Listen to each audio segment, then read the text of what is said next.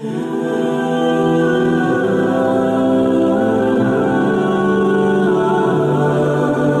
کی راہ میں جہاد کرو لعلکم تفلحون، تاکہ تم فلاح کی منزل حاصل کر پاؤ،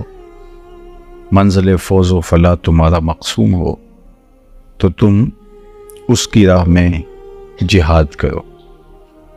جہاد فی سبیل اللہ کی ترغیب ہے، حکم ہے، اور جہاد اس امت کے لیے لازم قرار دیا گیا، فرض کیا گیا۔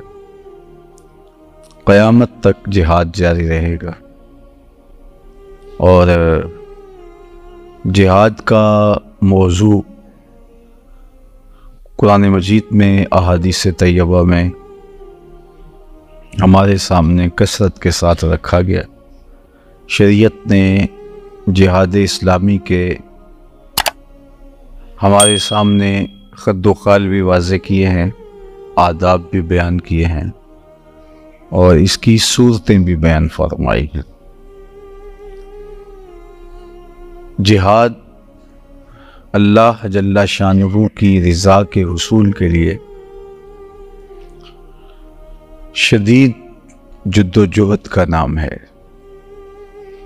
بھرپور محنت کا نام ہے۔ مقصد کو پانے کے لیے،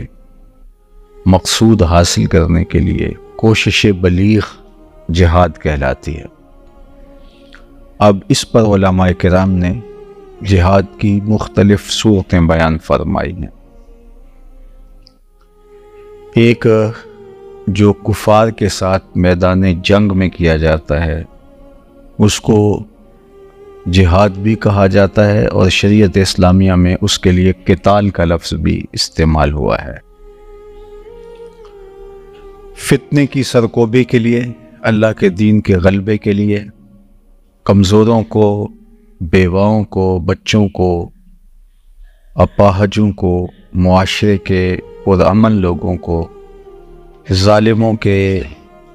ظلم سے، پنجۂ استبداد سے، جبر سے، زیادتی سے بچانے کے لیے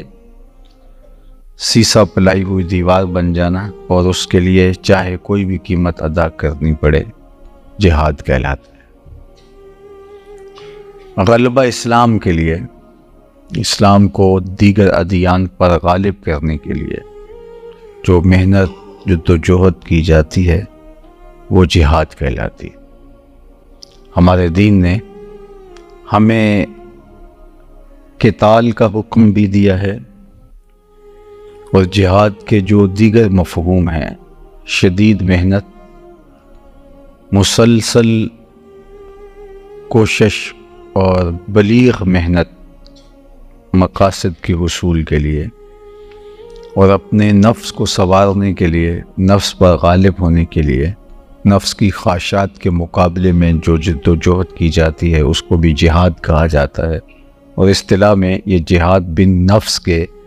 نام سے موسوم ہوتا ہے۔ تو ہماری شریعت نے ہمیں ہر طرح کے جہاد کرنے کی ترغیب دی ہے۔ آگے آداب ہیں اس کے، جو قتال ہے وہ ہر شخص اٹھ کے اس کا اعلان نہیں کر سکتا۔ اگر ایسا ہونے لگے تو معاشرے میں شر اور فساد پیدا ہو جاتا ہے، اس لیے وہ مسلم حکمرانوں کی ذمہ داری ہے کہ وہ جہاد بالسیف کا اعلان کریں۔ از خود اکیلا کوئی شخص کھڑا ہو کے، کوئی جتھا، کوئی گروہ کھڑا ہو کے اس طرح کرنے لگے گا تو جس طرح ماضی میں ہمارے ساتھ ہوا،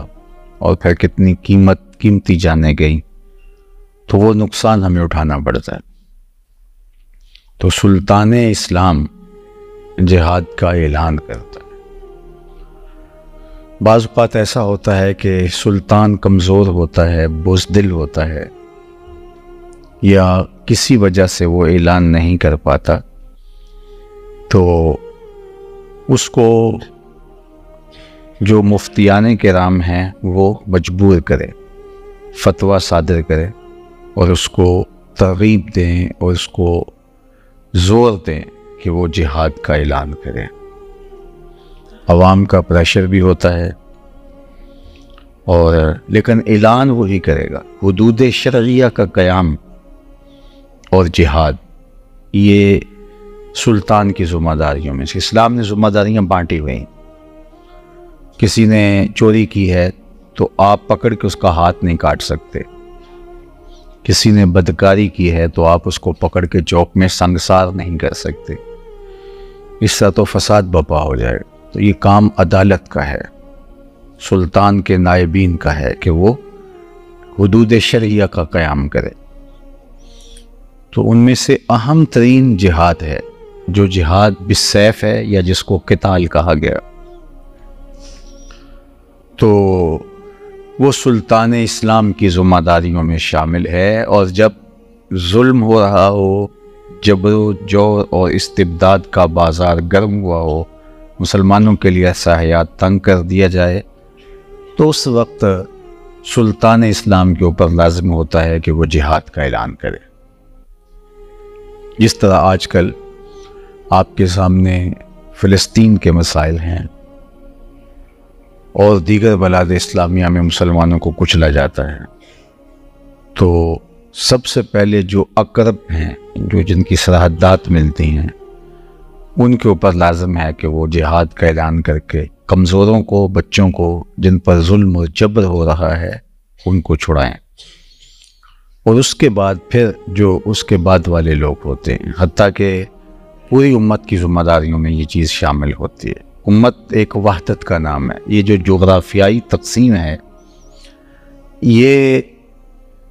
انتظامی ضرورت کے لیے کی گئی، اور دوسرا اس کے پیچھے بھی مسلمانوں کو بانٹنا تھا جغرافیائی ٹکڑیوں میں۔ اور سلطنت عثمانیہ کو جب توڑا گیا تو مسلمانوں کو 56-57 ٹکڑوں میں بانٹ دیا گیا، اور اس کے بعد یورپی یونین بنا لی گئی، اور متحدہ ریاستہائے امریکا اور دیگر اسلامی خلافت سے آئیڈیا لے کر کے انہوں نے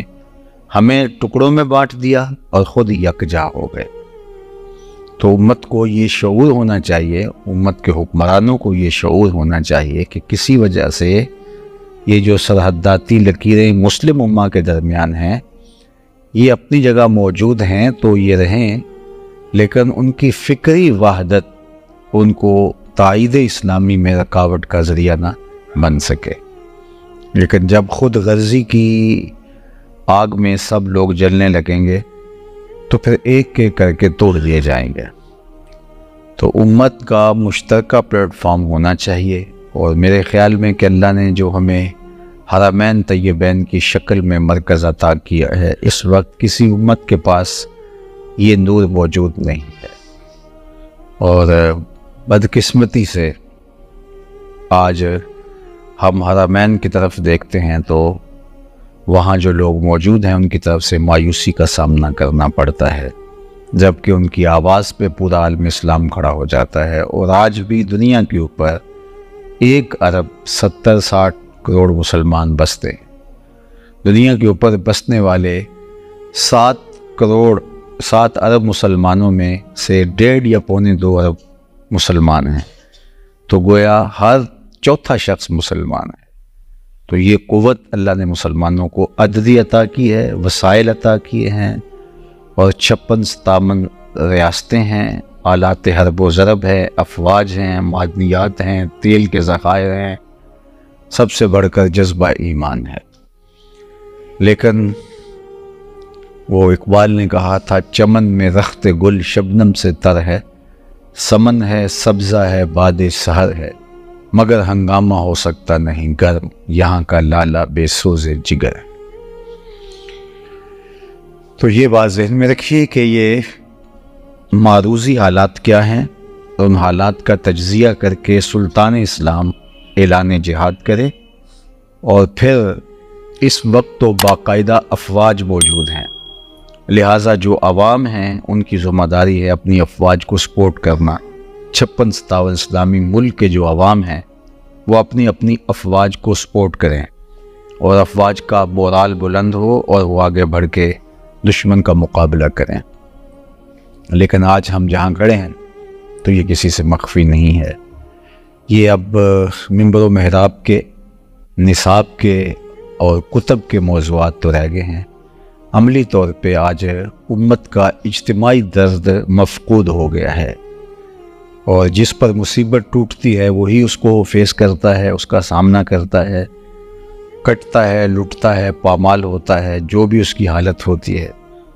اس کے بعد کسی اور کی باری آ جاتی ہے۔ تو ہم ایک دوسرے کے لیے تماشائی بن کے مناظر دیکھتے رہتے ہیں،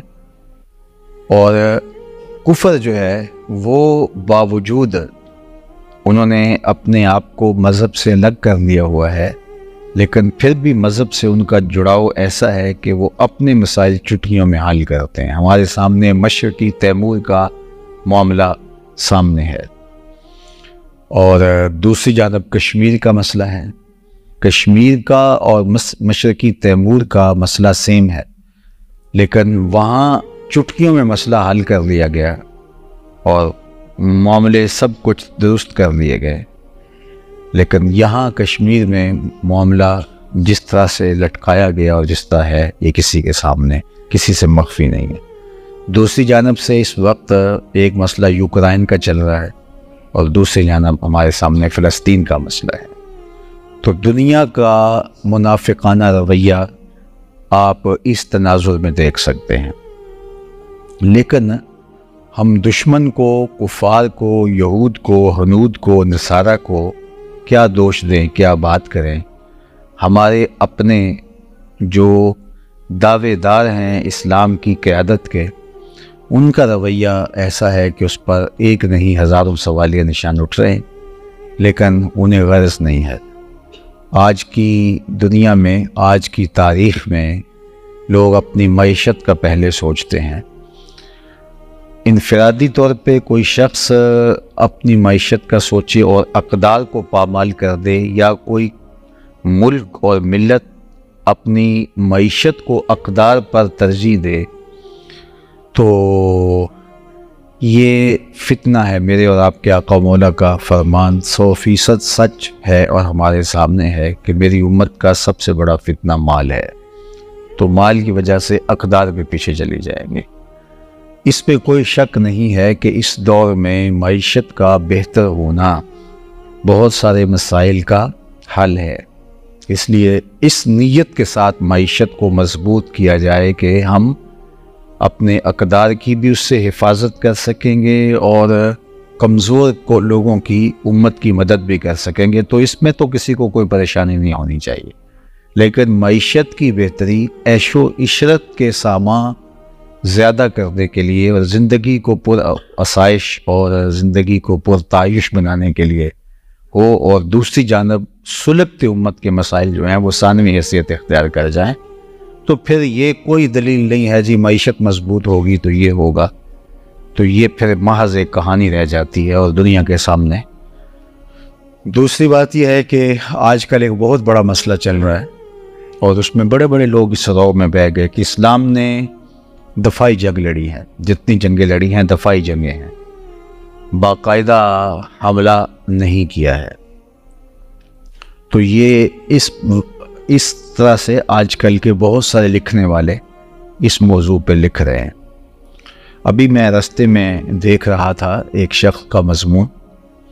اور مجھے لگا کہ یہ کوئی شخص کافی پڑھا لکھا ہے جو بات کر رہا ہے، لیکن اتنا سکم کیوں ہے؟ تو جب میں آخر میں جا کے دیکھا تو وہ انڈیا کا رہنے والا مفکر تھا، اور ظاہر ہے کہ وہ اس کے علاوہ کچھ لکھ نہیں سکتا، کیونکہ جو آپ کے معروضی حالات ہوتے ہیں، آپ کے سوچنے اور کہنے کی چیزیں بھی جو ہے وہ اس کے دائرے میں ہوتی۔ تو اسلام نے جو ہمیں جہاد کا حکم دیا ہے، یہ بات ذہن میں رکھیے کہ جہاد فی نفس ہی قبح ہے، تمام فقہاء نے لکھا ہے، یعنی جہاد لڑنا، قتل و غارت، خون بہانا، یہ کوئی اچھی بات نہیں ہے۔ یعنی قتال فی نفس ہی، یعنی قتال کو قتال کے ہی معنی میں لیا جائے تو یہ برا ہے، لیکن قتال کا مقصد الہی کلمت الحق اور فتنے کو ختم کرنا ہو تو پھر یہ حسن بن جاتا ہے۔ اس کی مثال یہ ہے کہ پیٹ چیرنا یا جسم کے کوئی عضو کو چیرنا یہ اگر کوئی اس پہ خنجر مارے، کوئی چھری اور چاقو سے حملہ کرے تو یہ قبا ہی ہوگا، لیکن یہی کام جب اصلاح بدن کے لیے سرجن کرتا ہے تو اس کا مقصد فاسد مادے نکال کر کے پیٹ کو کارآمد بنانا ہے اور اس عضو کو بہتر بنانا ہے، تو وہی عمل جراحی اور وہی اس کی سرجری جو ہوتی ہے اس کی ہم باقاعدہ قیمت ادا کرتے ہیں اور ڈاکٹر کا، سرجن کا شکریہ ادا کرتے ہیں۔ تو یہ جہاد بھی ایک سرجری ہے، تو فی نفس سے ہی یہ قبا ہے۔ کسی کو قتل کرنا، کسی کے مقابلے میں تلوار لے کے آنا جس سے اعضائے بدنیاں کٹتے ہیں، بچے یتیم ہوتے ہیں، خواتین بیوہ ہوتی ہیں اور جوانوں کی لاشیں تڑپتی ہیں، تو فی نفس سے ہی تمام فقہا نے لکھا کہ یہ قبا ہے۔ لیکن جب یہ فتنے کے خاتمے کا ذریعہ ہو، جب یہ شر کے خاتمے کا ذریعہ ہو، جب یہی اعلاء کلمۃ الحق، اللہ کے کلمے کو بلند کرنے کا ذریعہ ہو، تو یہ پھر قبا نہیں، یہ جو ہے وہ پھر حسن بن جاتا ہے، خوبصورت بن جاتا ہے۔ اور آج اگر یہی کام یورپ کرے، امریکہ کرے اور دنیا کی یہ طاقتیں عراق میں کریں، افغانستان میں کریں اور دیگر بلاد عالم میں کریں، تو امن کے قیام کے لیے یہ کریں نام لے کے، اگرچہ بعد میں کچھ بھی نہ ملے۔ وہاں عراق کے ساتھ جو کہا گیا کہ ان کے پاس کیمیائی ہتھیار ہیں، لیکن بعد میں کچھ بھی ثابت نہ ہو سکا، تو اس میں کتنا نقصان ہوا۔ عراق میں جس طرح انسانوں کا المیہ جنم لے چکا، اور جنگ کے خاتمے کے بعد ہمارا عراق جانا ہوا، میں نے شہزادوں جیسے بچوں کو بھیک مانگتے دیکھا۔ وہاں خواتین اپنی بیٹیوں کو، غیر ملک سے آنے والے لوگوں کو کہتے تھے کہ یہ بیٹی 9 عمر بیٹیاں تھیں کہ یہ لے جاؤ اور اس کے ساتھ نکاح کرو، اس کو اپنے ملک۔ یعنی وہ المیہ جنم لیا اور یہ دنیا کے اوپر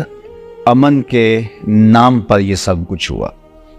اور پوری دنیا خاموش تھی، بلاد اسلامیہ بھی خاموش تھے، اس لیے کہ کرنے والا طاقتور تھا، غالب تھا۔ اس لیے اس وقت کسی نے نہیں کہا کہ یہ جارحیت ہے، اس وقت کسی نے نہیں کہا۔ اب اپنے حقوق کے لیے تھوڑا سا حماس نے پہل کر دی ہے، جبکہ یہ پہل نہیں، لڑائی تو چھڑی ہوئی ہے۔ ان کو پکڑ پکڑ کے ان کے مارا جا رہا ہے، ان کے لوگ گرفتار کیے جا رہے تھے، تو اگر تھوڑا سا کر دیا تو لوگوں کو یہ آ گیا کہ مسلمان پہل نہیں کرتے۔ کیوں نہیں کرتے؟ اپنے حقوق کو حاصل کرنے کے لیے اگر پہل بھی کرنی پڑے تو اسلام کی تاریخ بھری پڑی ہے اس سے۔ تو یہ جو فکر ہے کہ مسلمان صرف دفاع کی جنگ لڑتا ہے، اس کے اوپر حملہ ہوتا ہے اور وہ دفاع کی ہی جنگ لڑتا ہے، ایسا نہیں ہے۔ یہ بالکل واضح ہے کہ دفاع کے لیے بھی مسلمان لڑتا ہے، اور اگر اس کو اعلاء کلمۃ الحق کے لیے جھپٹنا پڑے، حملہ کرنا پڑے، تو اسلام کی تاریخ اس سے بھی خالی نہیں ہے۔ لیکن یہ بھی اپنی جگہ پہ حق ہے کہ مسلمانوں نے جنگ کے آداب بھی بتائے ہیں، اور حتیٰ کہ درختوں کو کاٹنے سے بھی منع کیا ہے۔ اور آپ دیکھیں فتح مکہ کے موقع پر ایک کتیا نے بچے دیے ہوئے تھے، تو اللہ کے محبوب علیہ السلام نے ایک صحابی کو وہاں کھڑا کر دیا، کہا جتنی دیر تک سارا لشکر گزر نہیں جاتا تم ان کی حفاظت کے لیے یہیں موجود رہنا۔ یہ اسلام کا نظم ہے۔ اور میں آپ کو ایک اور بات بتاؤں کہ بدر کے اندر تو جو 70 لوگ قید ہوئے تھے، ان کے 70 لوگ مارے گئے تھے اور 70 لوگ قید ہوئے تھے۔ اس زمانے کے اندر یہ جو گندم کی روٹی ہے، یہ اہل عرب کے ہاں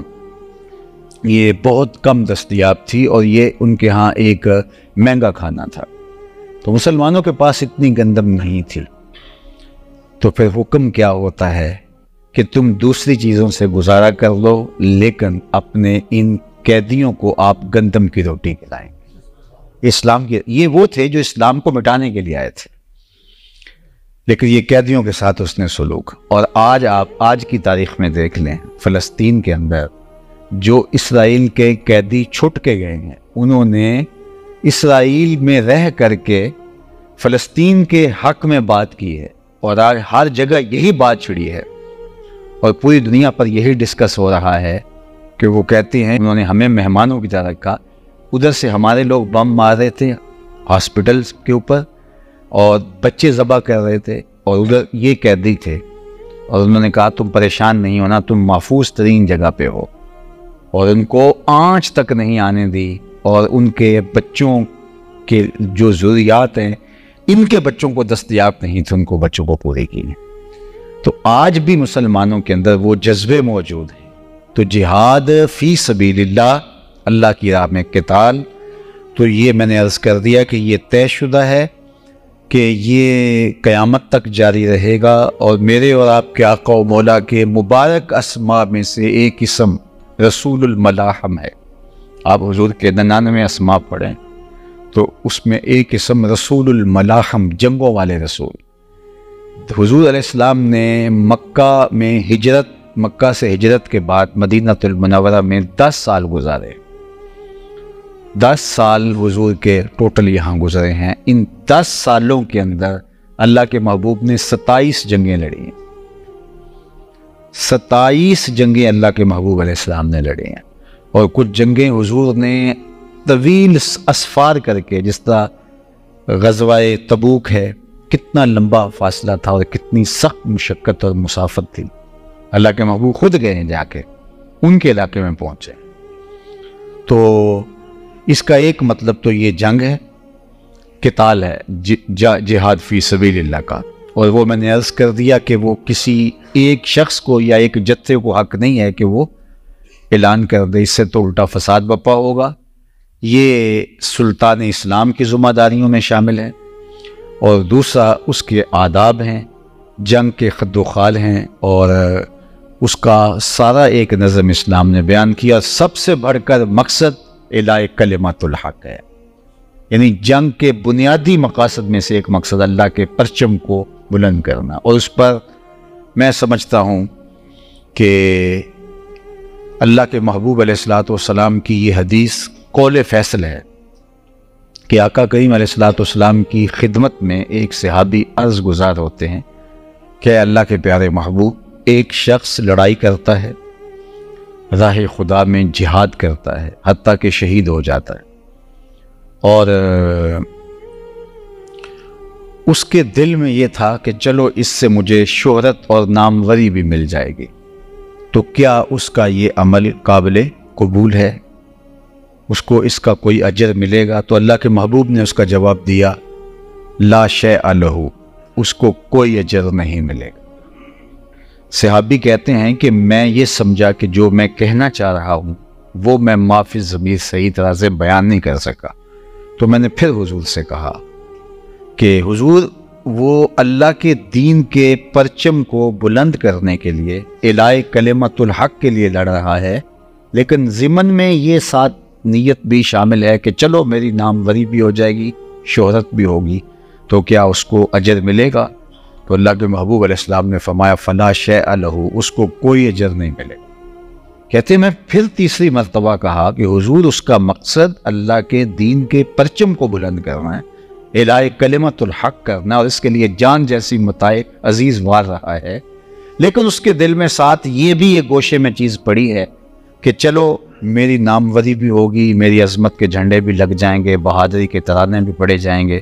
تو اس کو کوئی اجر ملے گا؟ تو حضور علیہ السلام نے فرمایا، اس کو کوئی اجر نہیں ملے گا۔ کہتے میں نے پھر چوتھی مرتبہ کہا، میں سمجھ رہا تھا کہ میں جو کہنا چاہ رہا ہوں شاید میں حضور سے عرض نہیں کر پا رہا، تو جب میں نے پھر حضور سے عرض کیا تو اللہ کے محبوب علیہ السلام نے پھر فرمایا کہ اس کو کوئی اجر نہیں ملے گا، اور سنو کہ اللہ طیب ہے اور اسی عمل کو قبول کرتا ہے جو محض اس کے لیے کیا جائے۔ تو اتنی آمیزش بھی اگر ہو، اور آپ جانتے ہیں کہ حضرت علی المرتضیٰ، آپ ایک کافر کی چھاتی پہ بیٹھے تو وہ آپ کے چہرے پہ تھوک دیتا ہے تو آپ پیچھے ہٹ جاتے ہیں، تو اس نے کہا کہ میں تو چاہ رہا تھا کہ آپ کے غیظ و غضب میں اضافہ ہو جائے، اور آپ جو مجھے تکلیف ہو رہی ہے کہ میں انتظار کر رہا ہوں قتل ہونے کا، تو جلدی جلدی میرا کام تمام کر دیں، اور آپ مجھ کو چھوڑ کے پیچھے ہو گئے۔ کہا کہ میں اس لیے پیچھے ہو گیا ہوں کہ اب میرا نفس شامل ہو گیا۔ یعنی دوسری جانب دیکھیے طہارت کیا ہے، پاکیزگی کیا ہے اس عمل میں۔ جاہدو فی سبیلہ کا دوسرا مفہوم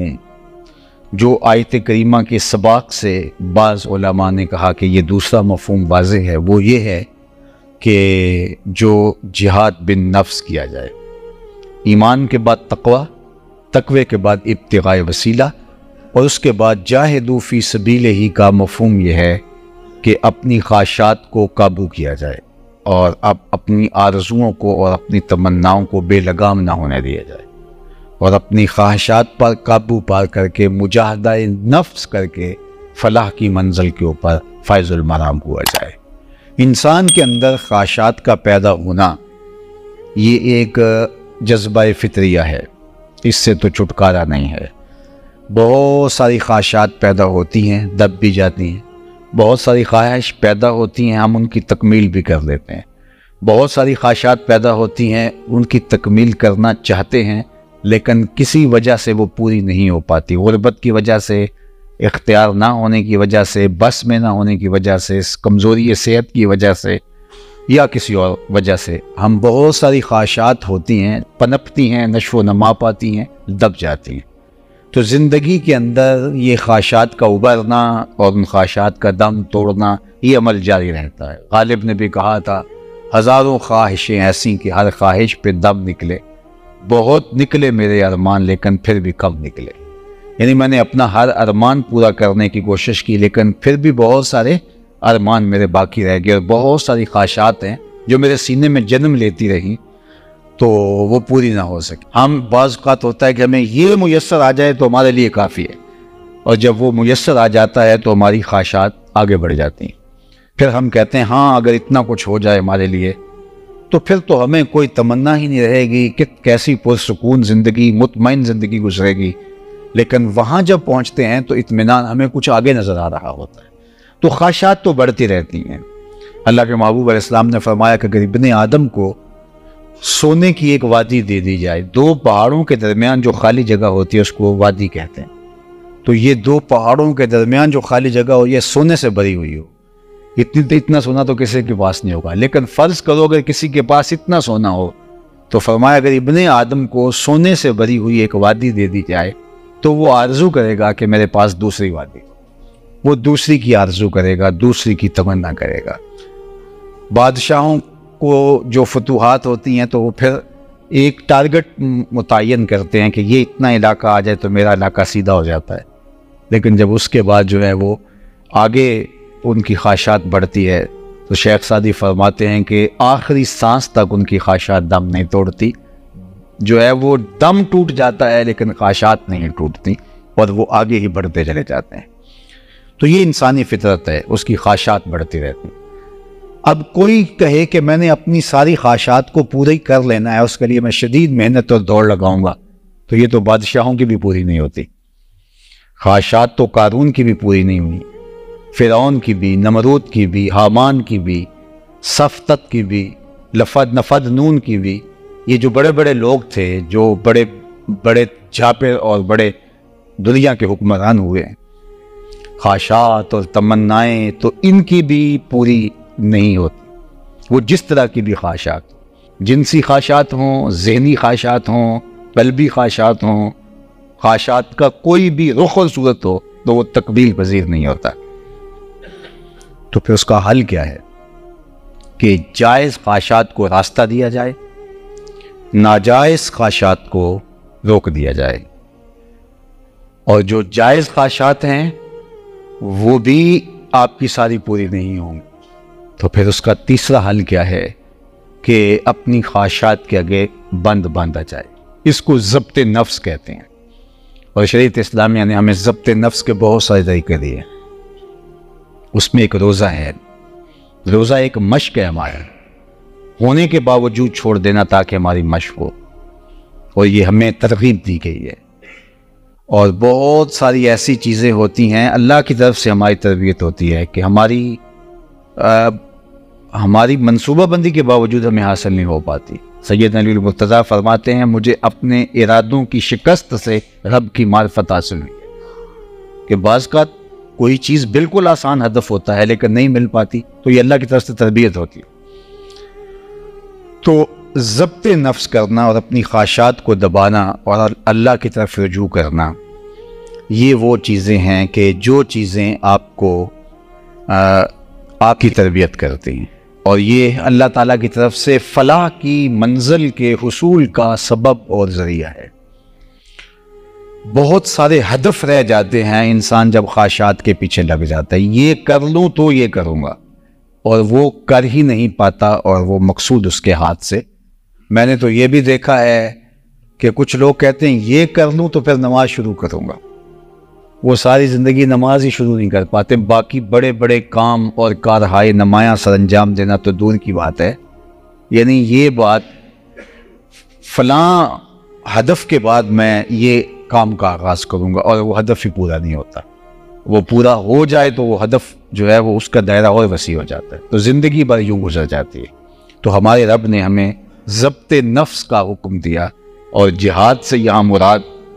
مجاہدہ نفس ہے، اپنے نفس کی خواہشات کا مقابلہ کرنا، اپنے نفس کو روکنا۔ اور اللہ کے محبوب علیہ السلام نے اس کے لیے ہمیں بہت خوبصورت طریقہ عطا کیا۔ انظروا الی من هو اسفل منکم، فرمایا کس طرح اپنی خواہشات کو روک سکو گے؟ اپنے نیچے دیکھو، جب نیچے دیکھو گے تو تمہیں صبر آ جائے گا، اگر اوپر دیکھو گے تو پھر تم کبھی بھی رک نہیں پاؤ گے۔ تو کہا وجاہدوا فی سبیلہ لعلکم تفلحون، یہ ہے تمہاری منزل فلاح تک پہنچنے کا راستہ۔ وقت سمٹ گیا، میں اجمالاً عرض کر دیتا ہوں دوبارہ کہ پہلی منزل ایمان ہے، دوسری منزل تقوی ہے، تیسری منزل ابتغاء وسیلہ ہے، ایسے لوگوں کی صحبت اور قربت حاصل کی جائے کہ جن کے ذریعے سے منزل آسان ہو جائے، اور چوتھی چیز جہاد فی سبیل اللہ ہے۔ اور جہاد فی سبیل اللہ کے من جملہ مفاہیم میں سے ایک مفہوم جہاد بن نفس ہے، اپنے نفس کے ساتھ جہاد کرنا، اپنے نفس کا مقابلہ کرنا، نفس کی خواہشات کو دبا کر کے اللہ کی رضا کے دائرے میں رہنا، تاکہ نفس ہمیں اپنی خواہشات کی تکمیل کے چکر میں الجھا کر کے اللہ جل شانہ کی رضا جوئی کے عمل سے روک نہ دے۔ اگر یہ چار چیزیں ہم حاصل کر لیتے ہیں تو میرا رب ہمیں سند عطا کرتا ہے لعلکم تفلحون، تو پھر تم فلاح پا جاؤ گے۔ یہاں لا اللہ شک کے لیے نہیں ہے، یہاں اللہ تعالیٰ کی طرف سے یہ لا اللہ کا جو لفظ ہے یہ ہمارے لیے یقین کا نور بانٹتا ہے۔ اگر تم ان چار چیزوں کو حاصل کر لیتے ہو اور اس کا نتیجہ 2x2=4 کی طرح تمہارے سامنے ہے کہ اللہ تعالیٰ تمہیں پوری کامیابی اور کامرانی نصیب فرمائے گا، اور اس کامیابی کا تعلق دنیا کی کامیابی سے بھی ہے اور آخرت کی کامیابی۔